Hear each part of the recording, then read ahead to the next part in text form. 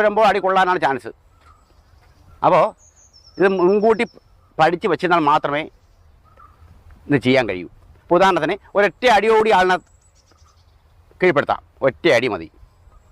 ഒന്നടിച്ചേ.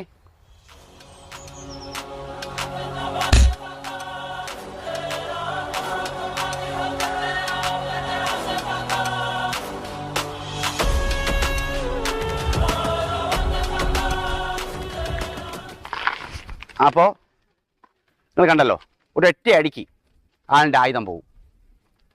അപ്പോൾ ഇതെങ്ങനെ പഠിക്കാമെന്നുള്ളത് കാണിക്കാം. നോക്ക്, ഇപ്പോൾ നമ്മളെ തലയ്ക്ക് നേരെ വന്ന അടി നോക്ക്.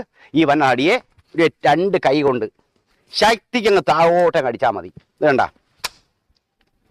ശക്തിക്ക് താഴോട്ടങ്ങ് അടിച്ചാൽ മതി. ആ ആയുധം അപ്പോഴേ തെറിച്ച് പോകും. അതിനുശേഷം എന്ത് ചെയ്യാം, നമുക്ക് ഇദ്ദേഹത്തിനെ നമുക്ക് ആക്രമിക്കാം, അല്ലെങ്കിൽ ഇടിക്കാം. 2 കൊണ്ട് ഇടിക്കാം. എന്തുവേണം ചെയ്യാം, ആക്രമിക്കാം.